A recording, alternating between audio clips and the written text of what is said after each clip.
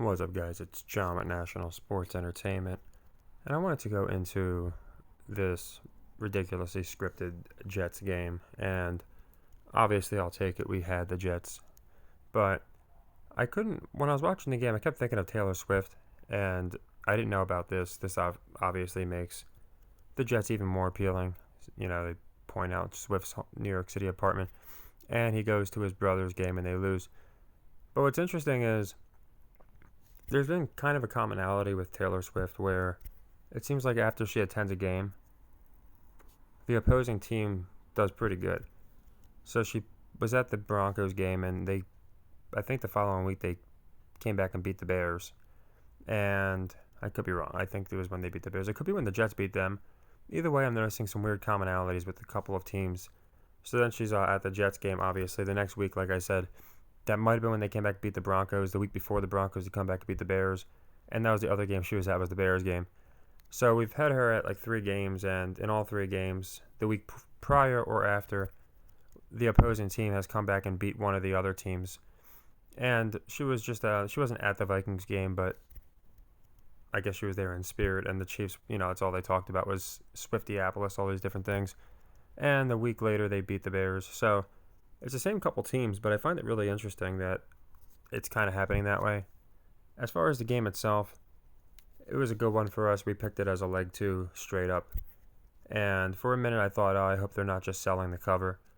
But just like I went into how Colorado-Stanford was very reminiscent of a particular game, the CSU game that was a few weeks prior, to me, this game was ridiculously reminiscent. And I think they played on the same week, too, as the Jets-Bills. Just the team won in spite of Zach Wilson, essentially. The MVP quarterback made a bunch of ridiculous, errors, mistakes. And it's kind of funny because Wilson's list of victims is now Russell Wilson, Jalen Hurts, and Josh Allen. He almost got Mahomes. So they're definitely building it as, again, this defense, this grit, all these different things. And I had gone into 5-1. We got it twice, obviously. That was one of our misses, was in the Niners. I'm going to get into that in the gambling gods in a minute. But 5-1, obviously Buckus's number. Played on the 85 Bears, who the Jets have been compared to, with Ditka as the coach. And they were saying how Sirianni could join him in the ranks of these esteemed coaches who started off with back-to-back undefeated seasons. So we got 2 5-1s. We got them and we got the Niners, which is interesting. And yeah, the Niners.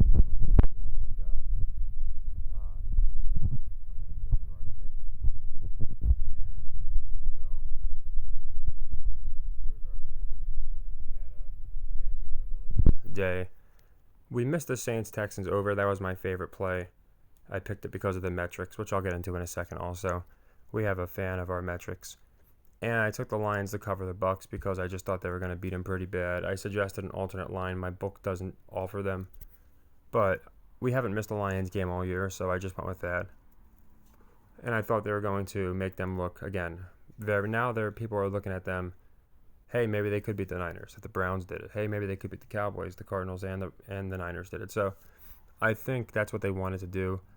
The Bucks are probably going to be in another 8-9 race for the division. I think the Falcons will win it. And yeah, we didn't get the over here, but that's fine. So basically, for the day, we did really good because these two would cancel out. 4 units lost, 4 units won. We missed the Panthers, which would be 2 units down. But we were smart enough to take the Raiders, seeing that they were going to beat the Patriots. Only a complete bonehead would take the Patriots. I'm not talking about you guys. You'll see in a second. But again, those two would essentially cancel out. And then we did pretty good. 83 and 84 cancel out because the Niners did not cover, let alone win, let alone cover. And we got the under. So again, another cancel out. But this is where it gets pretty good because this is a plus 310, by the way. I did recalculate and I looked at what I got. Again, when I typed this in, I just put the Commanders as minus 130 on accident. So I did clarify down here somewhere. I think I did. Maybe I didn't. But either way, if you played this, you got exactly 305, between 300 and 305. So it was about 3-1. Because I think the Commanders were not an easy call, but I liked them. And someone brought up a good point to me, how Dion started with the Falcons. I think it was Paul Chosen. He said, he was, and I'm sorry if I'm wrong, It might have been. I'm trying to think. There's a few people. It could have been Nick. There's a few different people that post similar things, but basically he's beholden to the Falcons, and I think that's true. So when he lost, it made me a little more confident the Commanders would win, and like I said, it made more sense for the divisions. So that was a nice 3-1, and then this one was about a 2-1, three-way: Rams, Jags, and Texans, and then we doubled down on the Rams, which is another 2 units. So almost double-digit units because of the Jets beating the Eagles on a leg too. That's really good, So we had a nice day. We did really well, and at least we weren't boneheads and picked the Patriots. Is because we had some boneheads pick the Patriots. Once again, brought to my attention. I don't look for these things. And it's the third different person. So thanks, Steven. I think it was Hugo last time. I mean, it's just, I think Trey brought it to my attention. Like, I don't understand if this guy is just this cocky and egotistical, or if he just understands. Either way, it doesn't matter. He's still going to, since he has no originality, he's going to take our picks. But as you can see, the basketball gods smited him. He decided, you know what, we're going to steal all of NSE's picks, we're going to steal John's picks, and we're just going to change a game or two. So what happened was, it looked like an easy cover for the Patriots until their high school level quarterback got a safety in the end zone to give us a nice cover from the basketball and gambling god. So I do appreciate that. We're going to be fading the Bills as many points as they are. I went into that already. I think the Giants finally get on the board as far as covers.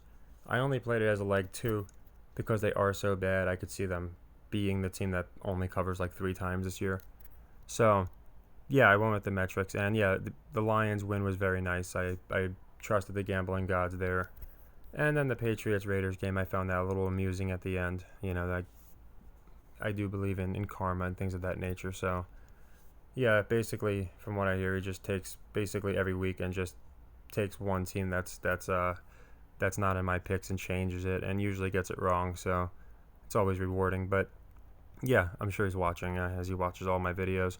I'm sure, and he's not the only one, but it's just, again, this whole thing is supposed to be people coming to their own opinions. I give you guys my complete live analysis to a fault, because there's times where I do it too early and we get copied, or there's times where just my mic's not perfect and I don't edit everything to make everything sound perfect. You're just getting a freestyle from me. So we did it really good today. I think we're like 11-3 in outright pick'ems. And yeah, to me, this game was just like the Bills game. The defense carried them. Hurts kept them at just enough, and then sold pretty bad. And just like the Chiefs, they didn't win that game, but they let them cover for that reason. I had gone into this. They're talking about Rodgers walking without a boot now. That injury clearly was not a real injury. They were using the preseason calf injury, in my opinion, to explain it away. And I do believe that he'll be back where they can make a playoff run and get into the playoffs. I said that from the beginning of the year. I said when they were 66-1, it would not be a terrible bet to get them to make the Super Bowl. I don't know where they're at now, but just because of that narrative, I still am very firm behind the Niners, despite what happened today. I actually like them more. They needed a game like this. I thought after last week, okay, they're not even hiding it. They're just going to roll through people.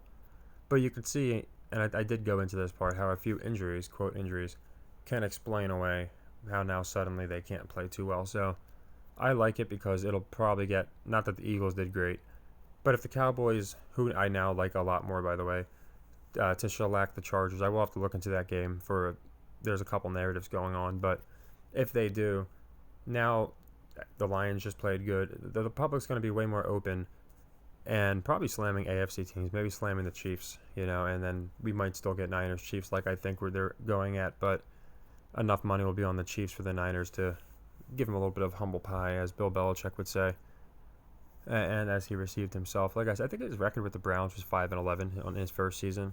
It was another reason I slightly liked them to win. If you notice, today's the 15th, a lot of 1-5, 5-1s. That was one of the reasons I took the Jets 5-1. I don't know if I mentioned it in my video, but there was a lot of that going on. Buckus just died, so you have like a double 51, and then Mahomes won to go to 5-1. There was a lot of it. So to me, this made sense. It was nice to pick for a leg 2 upset.